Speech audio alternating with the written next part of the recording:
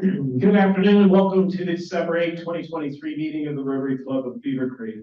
I think that a lot of our membership obviously has some outstanding warrants, so please come in decided to go elsewhere.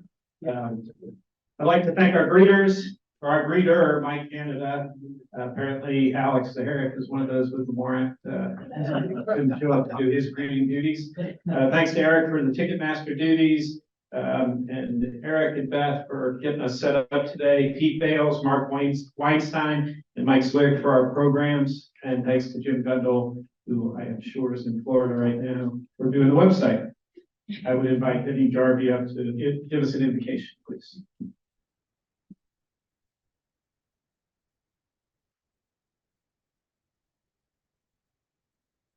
Good afternoon on this beautiful day. Today, we pray that we may receive your special blessing because we are committed to real service organizations to help mankind. May each of us in our daily routine come to know the joy of caring and sharing with others that are not as fortunate as we are.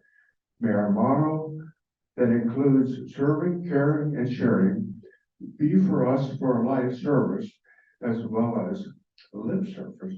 Amen. Thank you, sir.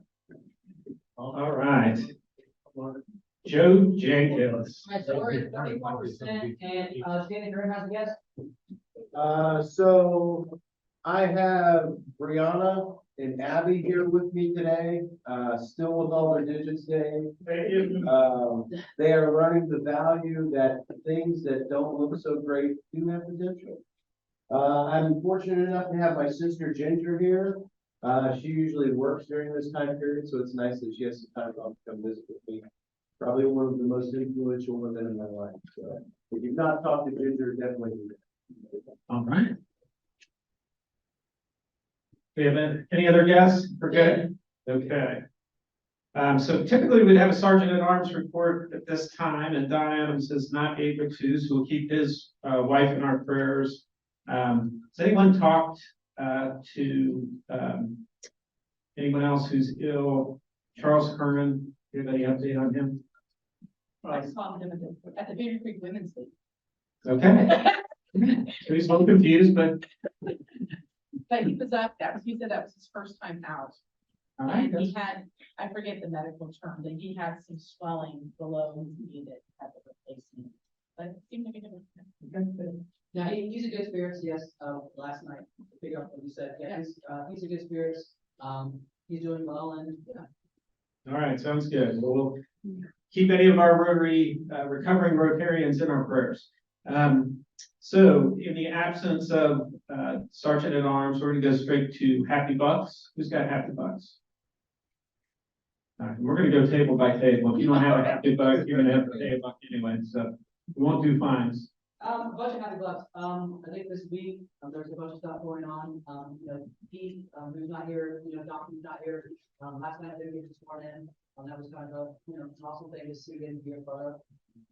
And then also my wife is supposedly healed from root cancer. So I'll go happy five. Sounds good. Gentlemen, what we got here?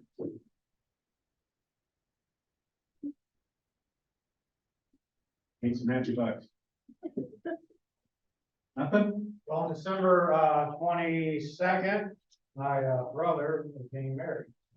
He's going down to South Carolina. And I spent time with them. Awesome. All right. Feels like a shaking. It's a little bit of fines, though. I did say a fine for every child that you have.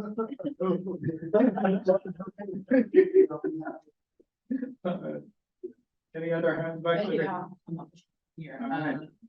My daughter's doing high school swim for the first time, and they give out little rubber duckies if you do something cool.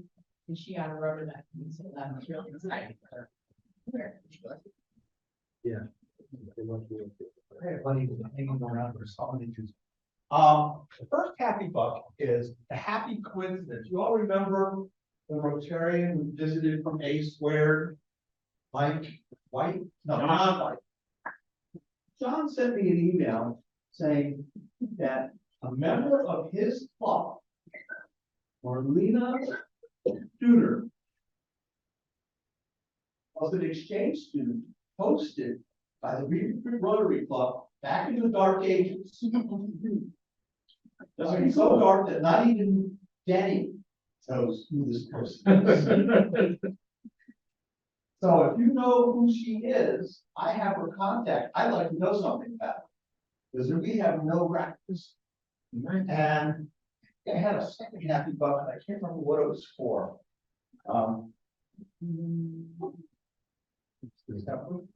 Oh, I know. We have, from our club, we are sponsoring, I hope, 2 outbound long-term students for next year.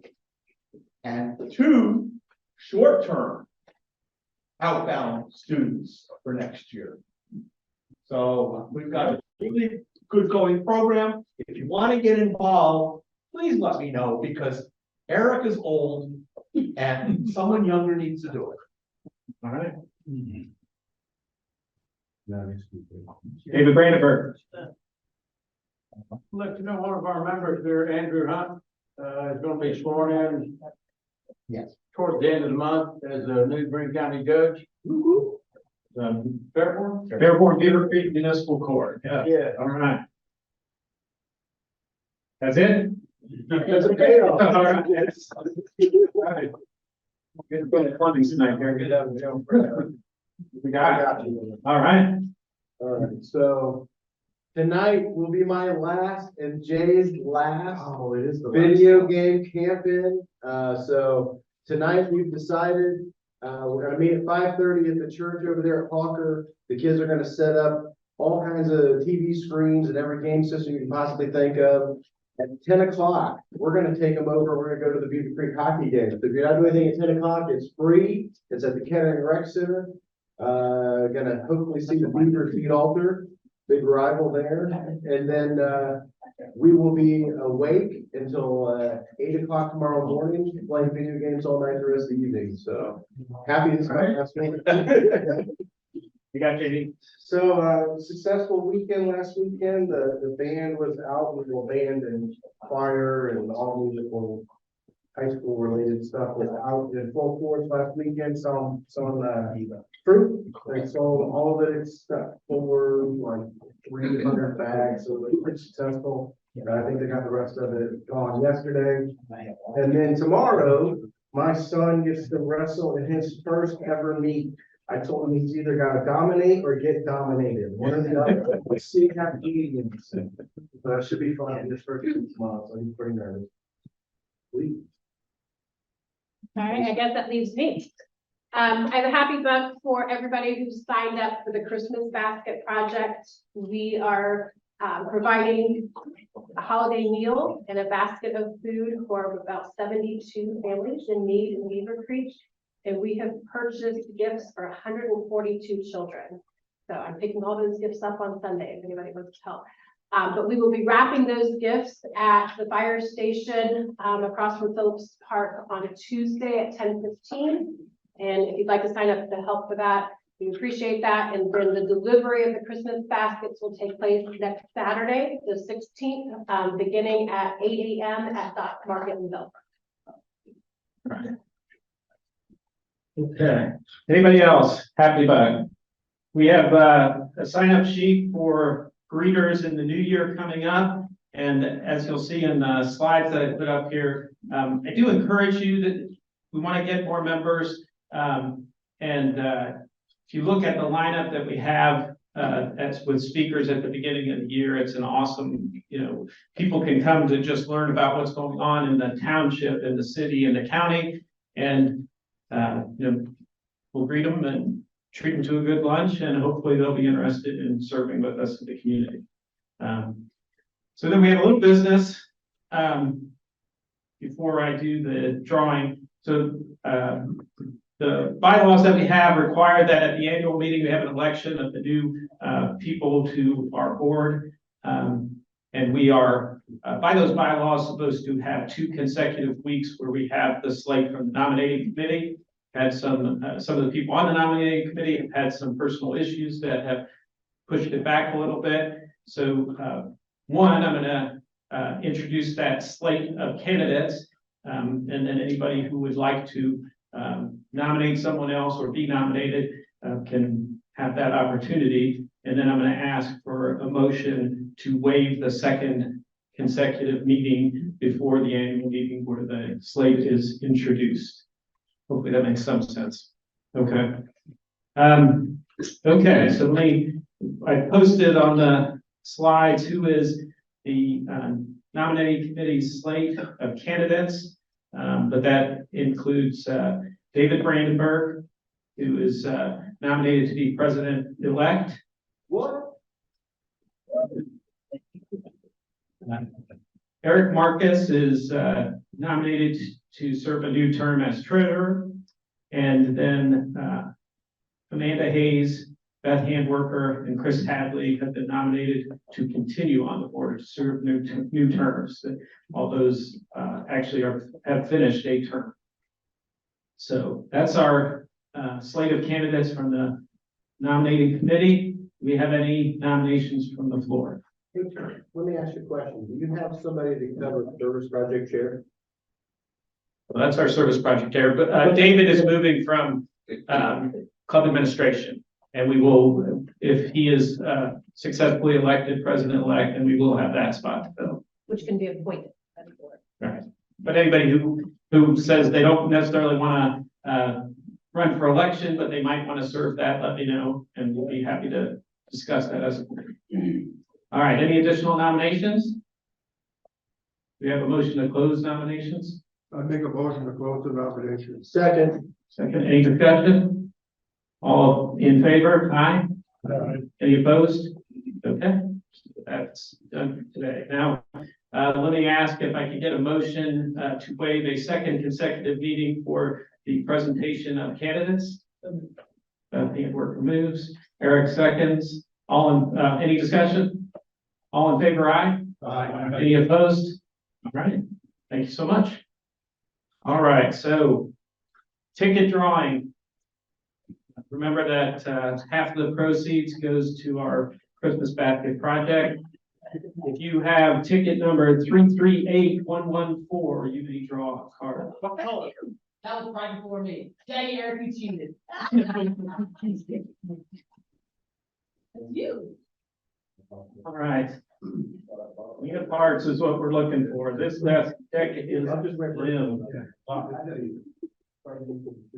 Those tickets, but bigger than me. Hey, I was reading my desk. Interest. Okay, here we go. Anybody want to buy this card? Into the foundation. No, four of spades. The pot grows. All right. But that is a slim deck. Round about this time of year, so. Yep.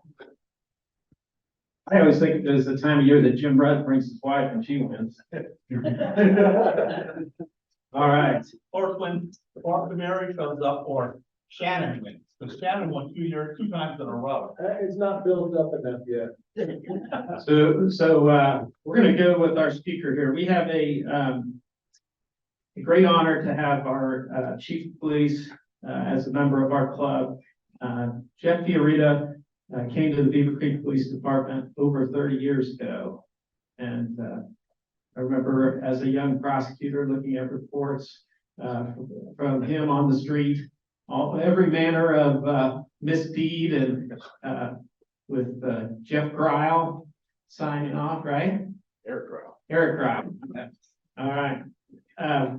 But we got a chance to hear the chief speak to us a little bit at the last meeting about the Walmart shooting. But we are really blessed, having seen a lot of police departments come and go over the years with chiefs.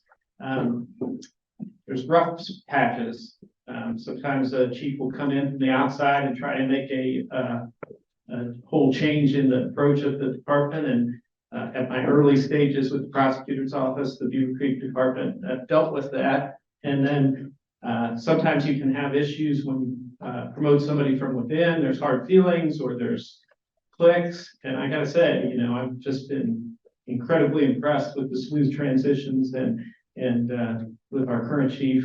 You know, it's really a great thing to see him and his department succeed like they have. So, Jeff Fiorina.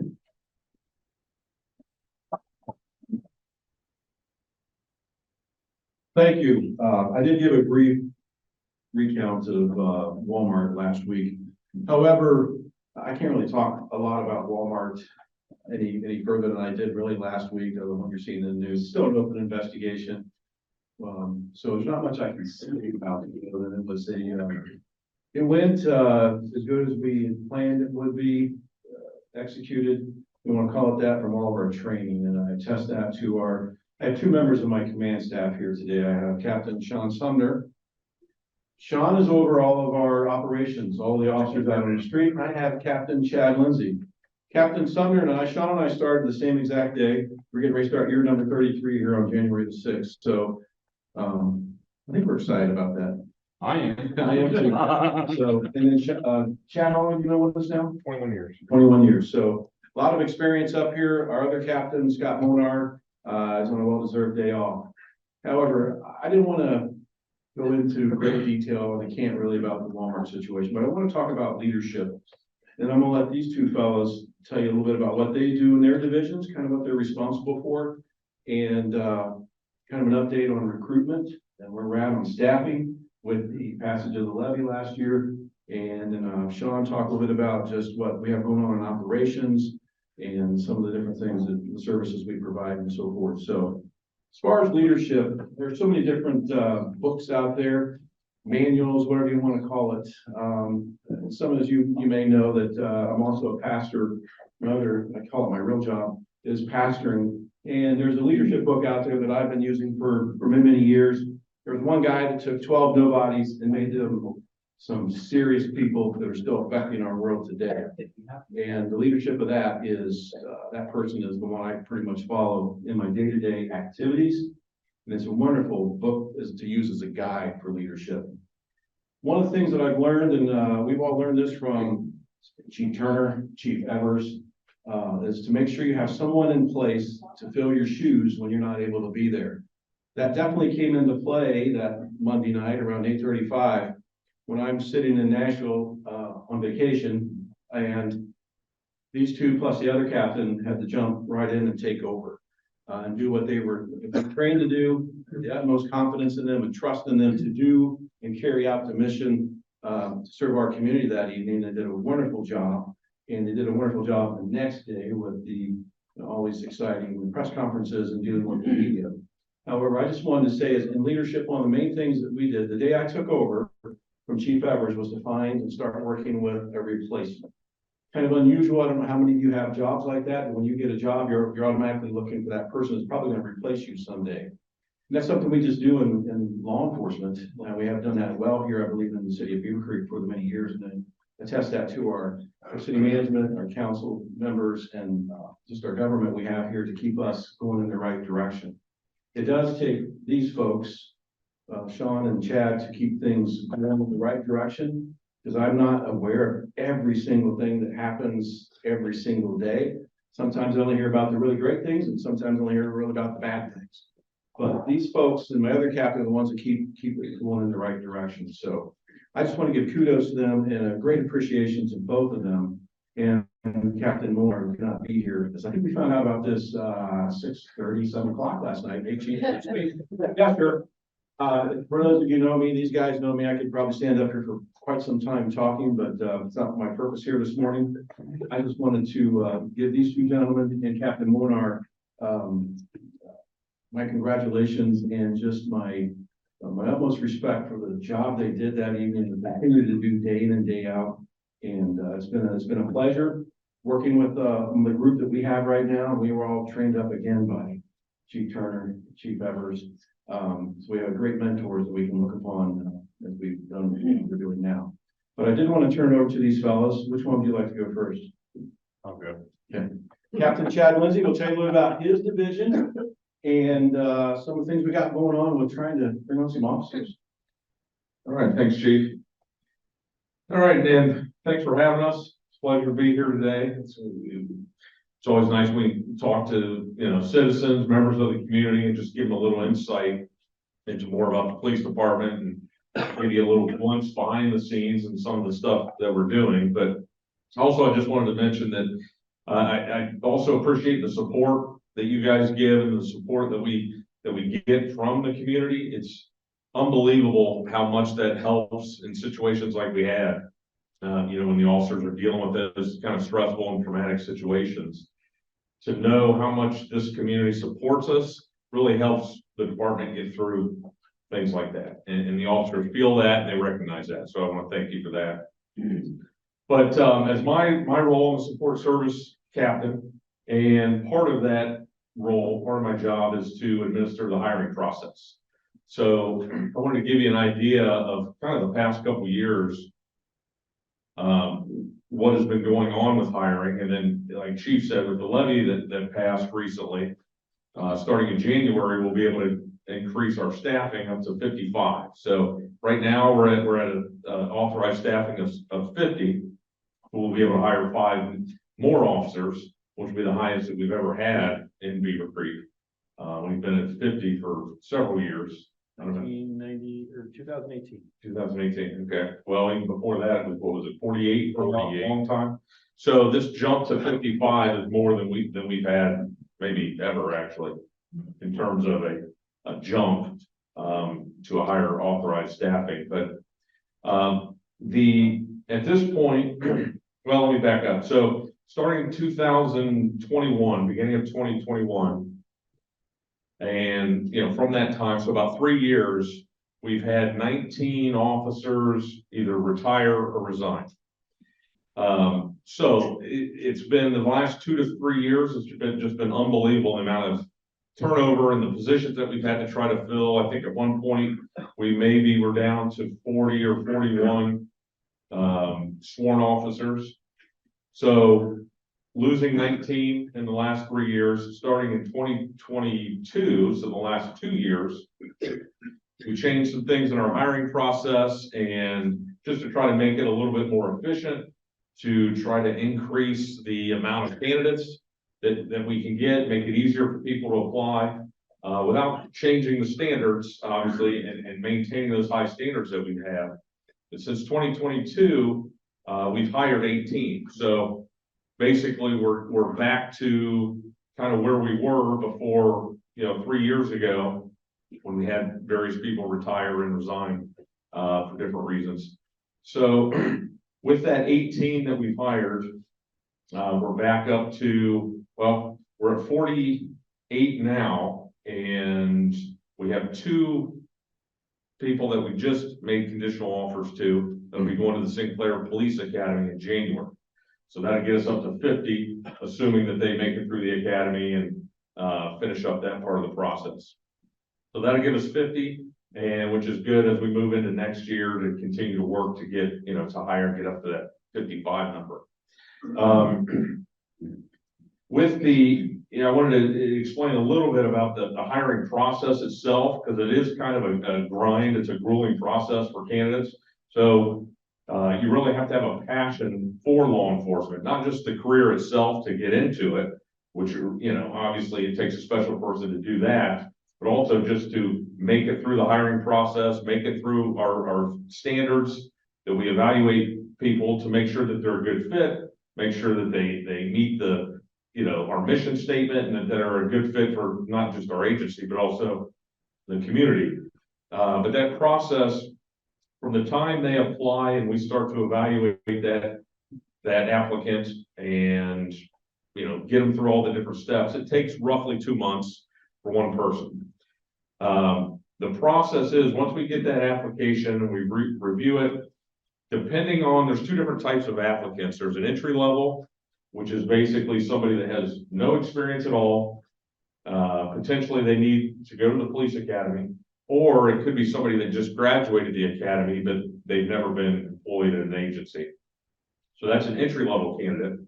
The other type of candidate is a lateral candidate, which is somebody that comes from another department, that wants to obviously change the departments and want to get hired here. So our process is open to both types of applicants, and we run them through at the same time, and kind of evaluate them. So we don't have it's basically, we don't necessarily pick one or the other in terms of, well, we're focused on laterals, or we're focused on entry levels.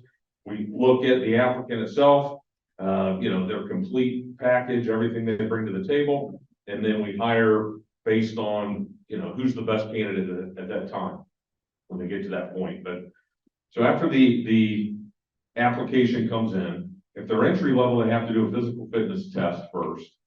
And they also have to take a written test. If it's lateral, they go straight to an interview. So after that entry level does their fitness and written test, they also go to the interview. So at the interview phase, it's kind of where everybody joins together in a big pool of candidates. We interview everybody that makes it to that point, and depending on the score in their interview, they have to get at least a 70 to pass and move on to the next steps. That score determines where they rank on the eligibility list. So from that ranking, that it depends who moves on to the next step, which is the background investigation.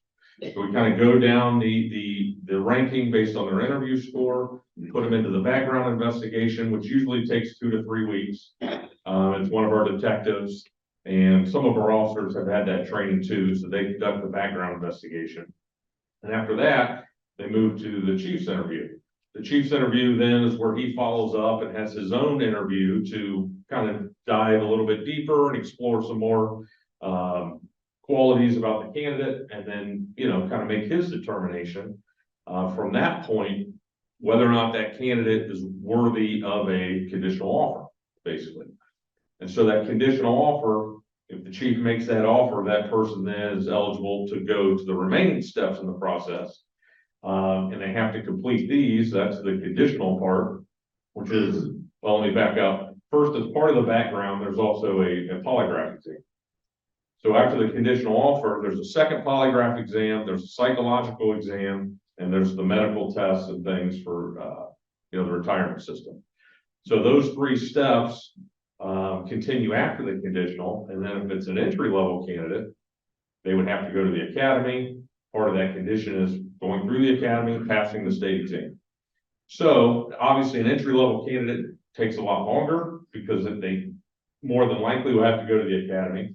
So the lateral candidates can get hired sooner, but like I said, our purpose isn't necessarily to make it whatever's easier or expedient for us, is to find the best people.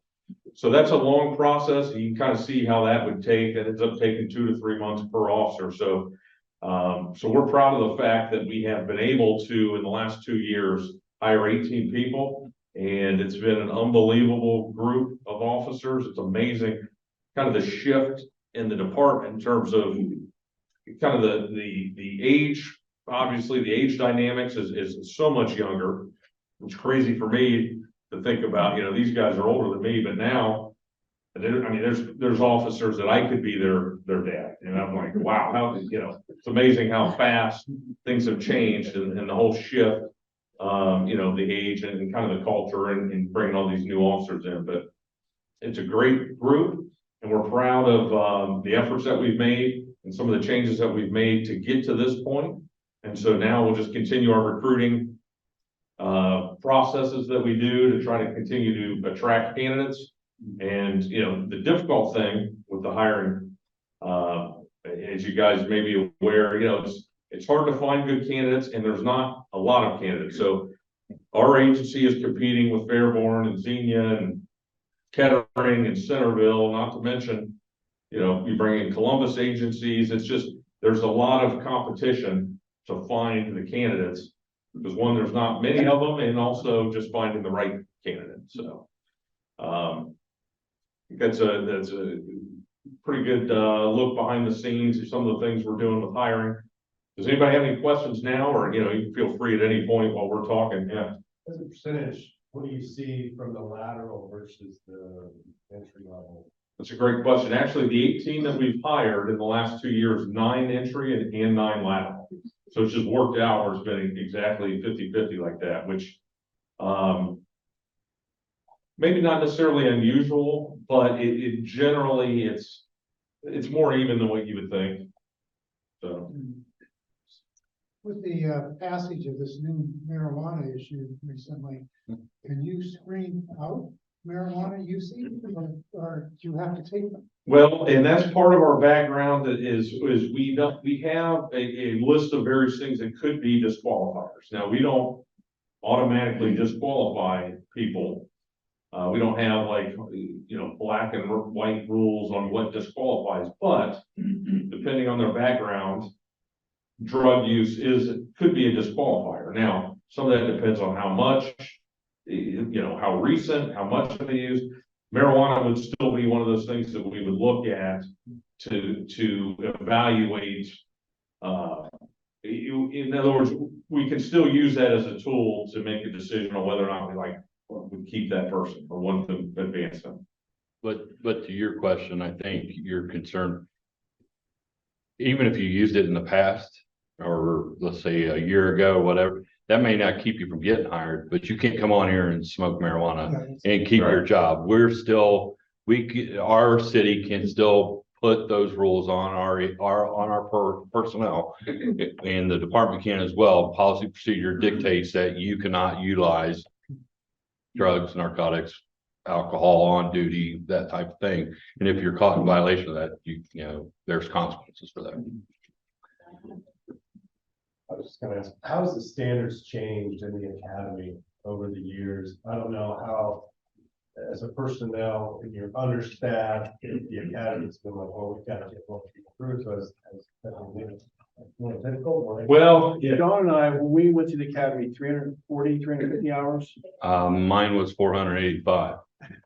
Okay, I must have went to a cheaper academy. So now the academy's close to 800 hours. Yeah. And it's still well over 2,000 hours to become a barber, a beautician in the state of Ohio, academy wise. So it still doesn't compare. Where I think maybe where they have changed, Mike, might be used to be you had to be with an agency to get into the academy. Now anybody can go to the academy and pass the background to get into the academy. So that's one of the things they may have done, but it's still a good 6 months. It's self-funded? No. Okay, so they get. We pay for them to go, or you pay for yourself to go. Yeah. and I will say, I went to OSP's academy when I was hired, and it was very strict. It was like basically a quasi-military style boot camp in a way. They've had to change some of how strenuous and how strict, I think, to try to make it a little bit more inviting for people. The intensity Right, had to come intensity down level. a little bit. Right. And one thing I would say about our hiring process, back with the civil unrest in 2000, I think it was summer 20, Memorial Day timeframe with George Floyd and all the review from the federal level and the state level of how you're hiring officers. When the state came out and the feds came out with what you have to do to hire an officer, we were already there. That's a testament to our previous leadership. We were already doing what the government says you have to do. Some kind of a truth verification test, polygraph or voice stress, background, psychological. We've been doing that. And it taxpayer wise, for us to hire somebody, we're looking at to get through all the tests and we're probably $3,000 for the psychological, the physical physical examination, any other test we have to do. It's probably close to $3,000 just to get somebody to where we actually can get them started either in training or at the academy. So we've been well ahead of the game there because believe it or not, there were still some agencies around here that were just, you come in for an interview and you're hired. No background, no nothing. We've had officers leave us, separate from us, I should say. Typically not on their terms, but on ours, and then they get hired right away somewhere else. It's like, they didn't even call. They didn't ask. So there's still some flaws in the overall system, but we're well ahead of the game. And that's a testament to previous leadership, making sure. That's why it takes 2 to 3 months to get someone. And so it's yeah. And to your point, the reference to standards. So to be eligible to go into an academy, to be accepted into academy, they only require like a 15th percentile for like the physical assessment. When we run people through that have already maybe been through an academy or whatever, they have to meet the 30th percentile for us. before they would go in the academy. I'll take it back, they haven't gone to the academy, but before we'll send them, they have to meet the 30th percentile. Because if we're gonna pay for somebody to go to the academy, we're not taking a chance that you're not gonna raise from 15 to graduate at 50 percentile. For the Cooper standards is what but they have not lowered those standards from a physical standpoint. The academy's always been that way. I've been doing this 32 years, so they've been pretty consistent. We have not lowered our standards. It's, I mean, most of us in here, if you didn't get a 70 or above, you're on, I was getting, what do they call it in school? I was always in trouble, discipline. My parents were grounding me. Let's just say that academically, I challenged at that point because I wasn't making a grade. Now, we can't speak for other agencies. We have not lowered our standards in that regard. You have to make a 70 at every level to continue on. And if you don't, you're out. I got a question though, we're on you said you guys are currently at 50, right? Well, we have 2 going in the academy in January, which will put us at 50. So like on the positive side of all this, right, I mean, these extra 5 officers, I mean, what are you guys looking forward to the most, having 5 more people? What does that do? Like, I mean, does it help you more on staffing, give more people vacation? Like, can you talk a little more about that? That's a perfect segue, because that's what he was gonna talk about. Okay. Well, hang on, Yeah, go ahead. Ask about academies, at the Greene County Career Center, they run an academy for the adult ed. You guys use that at all? Yes. And do you know that there's a scholarship fund that will help pay for, people to go? I'm aware of it. If you put yourself through privately, yes. Yes. But if we're doing it, I don't think we're allowed to partake of it. No, if they're getting, well, I don't know, depends where how the money is being come, but you usually pay for all of it, right? and we use Sinclair's Police Academy, Greene County Career Center, or Clark State, depending on when we hire somebody and which academy is starting. And the academy in Greene County, the scholarships only.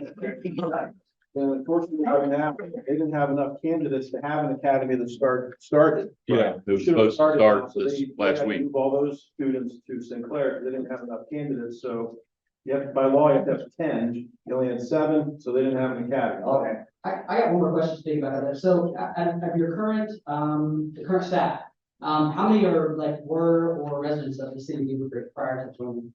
Oh, We have several right now. Yeah. We've got a handful. Now we probably got more that are residents now than I recall in my 30 years. we've had several that have been hired and, the officer that helped you for traffic. They move into the city after we've hired them. Oh, Kind of, again, a testament to the community. They not just want to work here, they want to live here too. So that's a good thing. You gotta pay them a lot though. Yes. Yeah, Yes, we know. So when you've had turnover that's voluntary and then not a retirement, do those tend to be lateral to other departments or are they switching professions? that's a good question. Most of them have switched professions. There may only be one I can think of that went to a One different. that went to another agency, the rest have just flat retired after their close to 30 years. Yeah, We had a couple younger ones that were only here 2-3 years, just went and totally did something else. That all really kicked in shortly after the unrest we had in 20 with George Floyd. Some realized this just isn't for me. We had some retire the day they could. We've had just some. We had a few medicals. Yeah, we've had several medicals here in the last 2 years, which is unusual. So that kind of goes in spurts, but to go to another agency, one. I got one more question about that. Like, when you talk about all these big things that it makes me proud of the Beavercreek, just the way Beavercreek's handled recent events. But is there, I mean, you touched on something that was it really touches on my heart, more of do you guys once they stuff like that, I mean, I know Jeff, with your faith, is there a group or is there things that these law enforcement officers go to kind of basically hey, let's talk about this situation to kind of help them get over whatever it is that they just. I'll let Captain Sumner explain that. He's been helping me with our program. I was wondering where you were winking at me. I'm like, where do you want me to go with this? So we just recently become, Chief and I went to a training a couple of years or so ago, 2.5. It's a peer support group. It's CISM. It's countywide, it's Montgomery County's critical incident threat management team. There you go.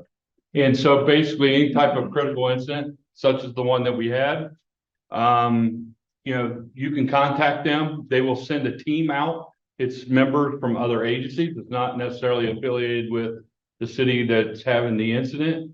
But we felt it was important enough to look at that and possibly get members of our department involved so that they, number one, could participate and help other agencies that would encounter an incident that, just like the Oregon shooting, they responded, they're on scene, they're peers, so they know what that officer or officers might be encountering and feeling at that particular moment. They'll have a debrief later on, a day or two after, to have those types of discussions as a group, so that other people not sitting there suffering in silence by themselves understand that, hey, I'm feeling that same way. I'm, you know, when I close my eyes, I'm hearing whatever, you know, whatever the situation was. So it was very important for us to get involved in that. That's part of our health and wellness, to look after our people. And so we just sent 2 members. They just became trained. They're in the process of becoming members of that team so that they can help out. That doesn't mean they necessarily will peer support directly to their own members in our department, because that's not what that's for. You want people outside so that, again, whoever it is that needs to talk is comfortable in sharing whatever information, whatever feelings that they're having. And then if they need some further assistance, then we can provide them with the resources. So the night at Walmart, peer support team members came from around the Miami Valley area, were there at the scene. Worked with some of our people from not just our agency, but other agencies, and they came back a few days later, had the formal meeting. And this is, again, give this to Pete Landrum, City Council. They approved us to get into this venture, spend tax dollar monies. We obtained a couple of grants through the state, have a wellness program once a year. Everybody, every full-time employee at the police department sits down with a clinician. How's it going? Anything we need to talk about? Once a year we do that. And then that's the same group of people that come in when we have the critical incident. And then there's the care afterwards. It's all in confidence and so forth. So yeah, we were fortunate. We kind of, one of my goals when I took over as chief was push forward that, and we actually implemented it earlier this year. So yes, that's in place, and it's something that most agencies around here are doing. So if you wanted to talk, Sean, about our staffing and what we're going to kind of do. We're not out of time. What time is it?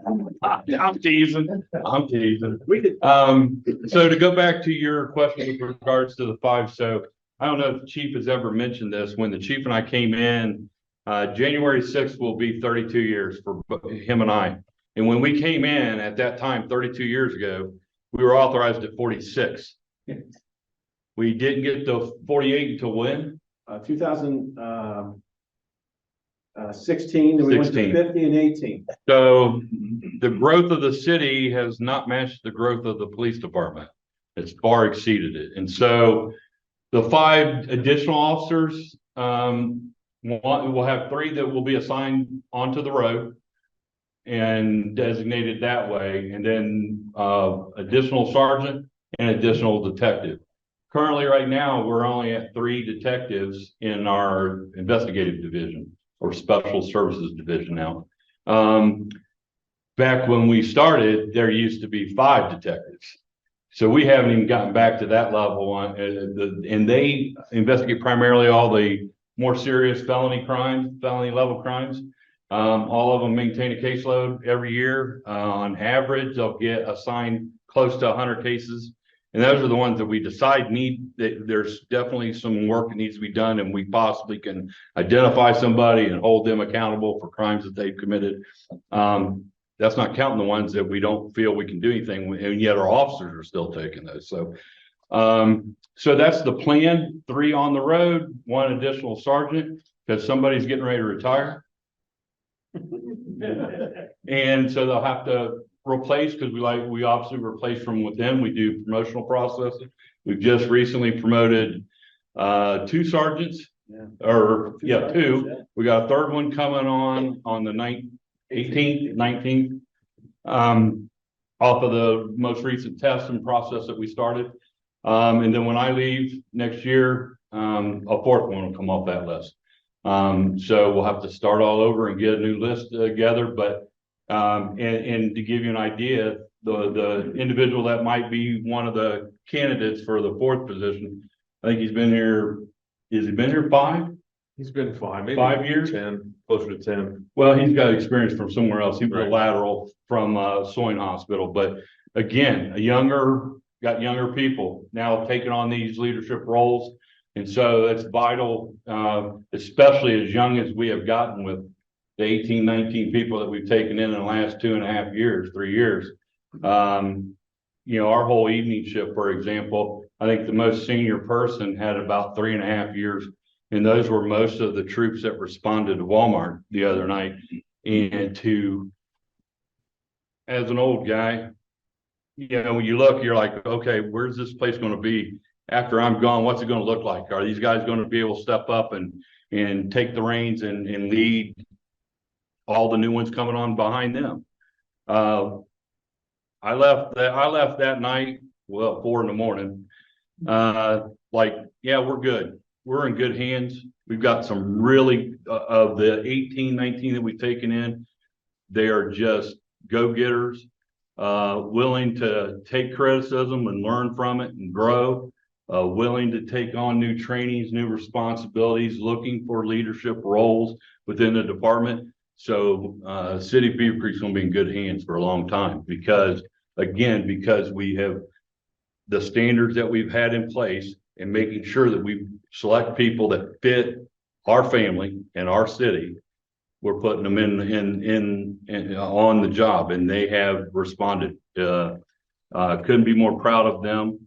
I told people this, reference the Walmart thing. I won't go into a lot of detail, obviously, but I just took over the operations division in July. And so my background is I did 12 years as a detective, and then I was over special services when I got promoted to captain. I was also sergeant over the special services. So I oversaw a lot of the investigations and signing of cases, reviewing paperwork, what have you.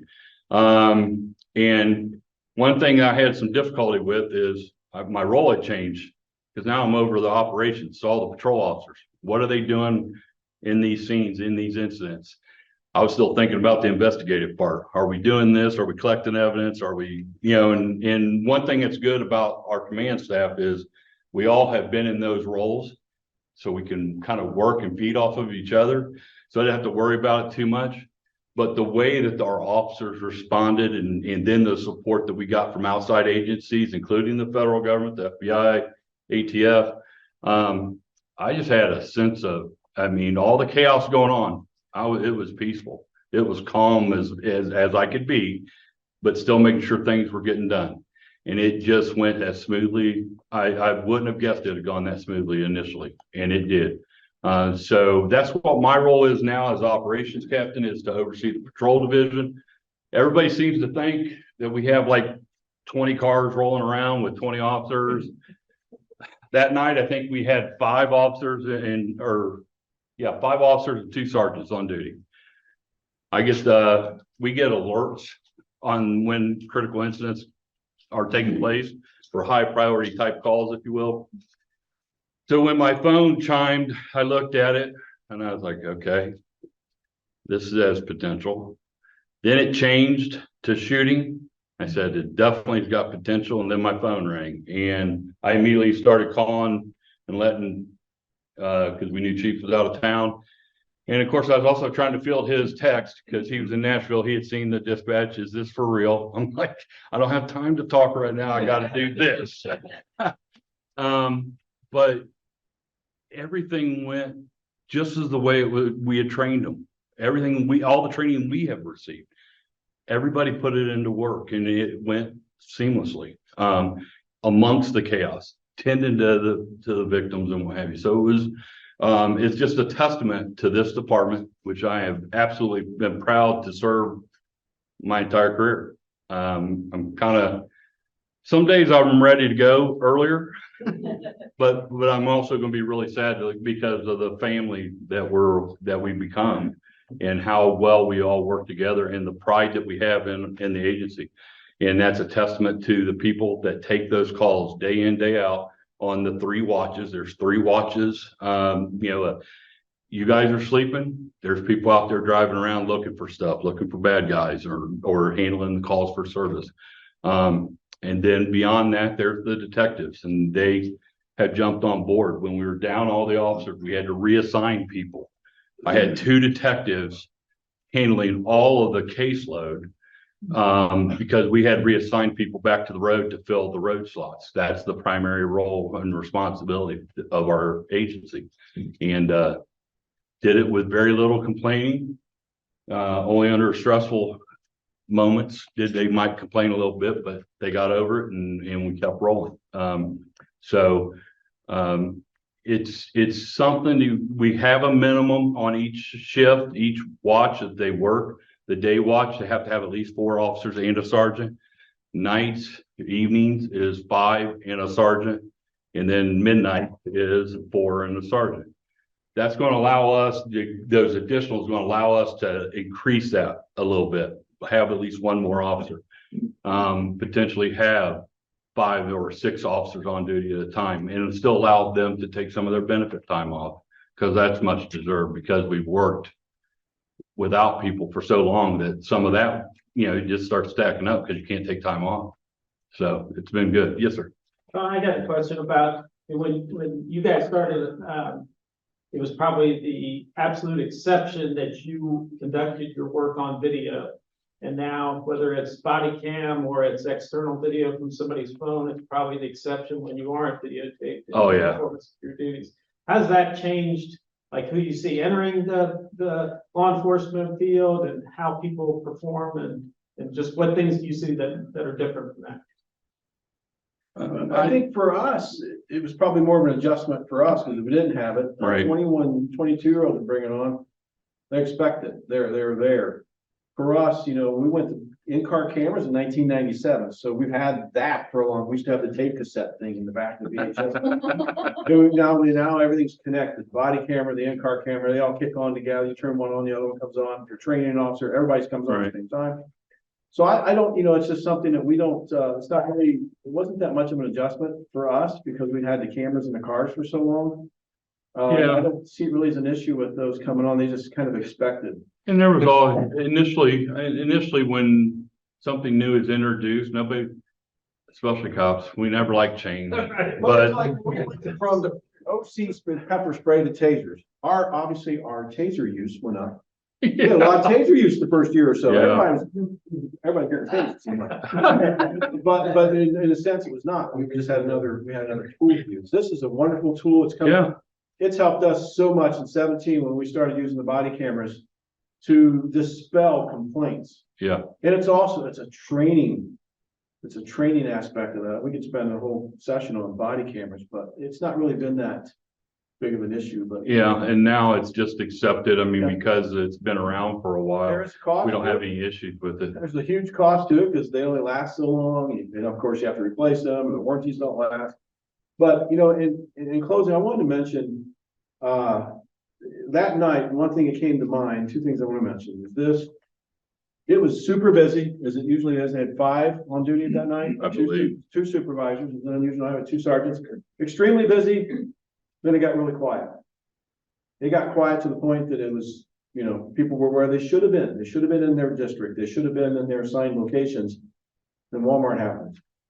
But I don't buy coincidences, but with that happening, the 2 officers assigned up here were exactly where they needed to be and responded within the short amount of time that they were able to.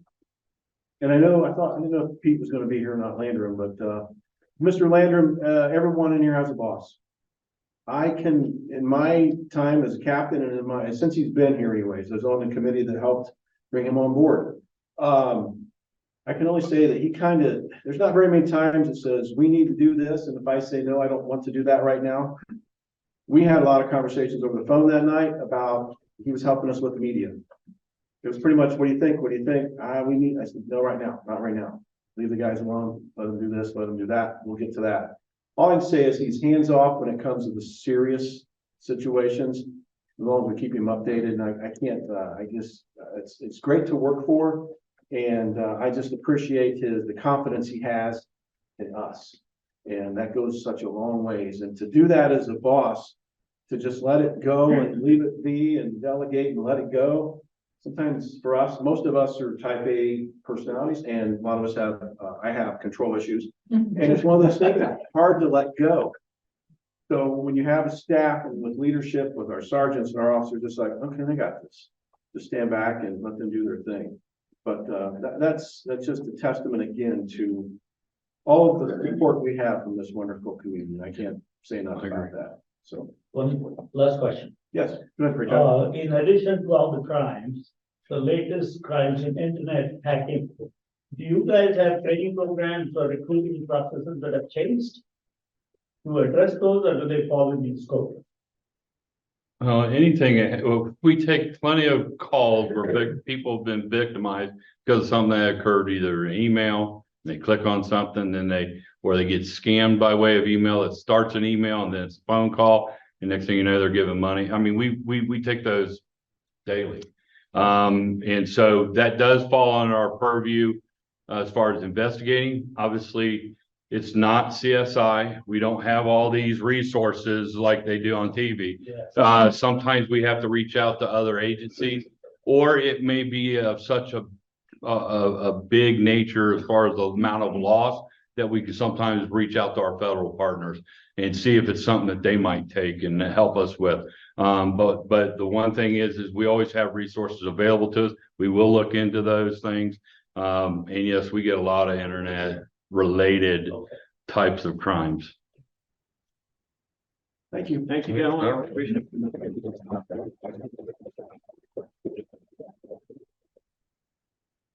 Okay, thank you so much, gentlemen, and we appreciate you.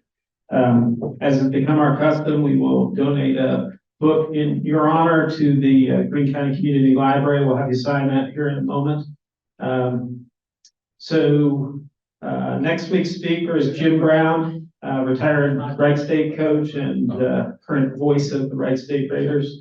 Readers Shannon and Charles, if he's available, I think you might be able to grab somebody. I'll bring the crew with me. All right. I have a book reading party. All right, sounds good.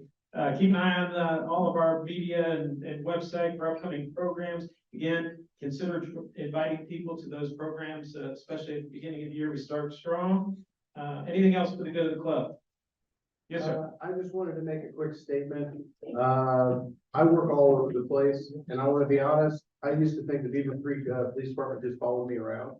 But it's just the fact that you guys cover the area so well. I mean, you're on top of it. We appreciate the time you spend away from your family to do what you do. Thank you. Thank you for your investigation. Nothing is stuck yet. I advise you to exercise your right to remain silent. You're adding a second motorcycle to the. Really chips now.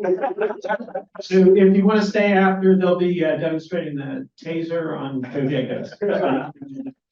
People say, thank you for finally like busting my neighbor. Anything else for the good of the club? All right, please rise for the pledge.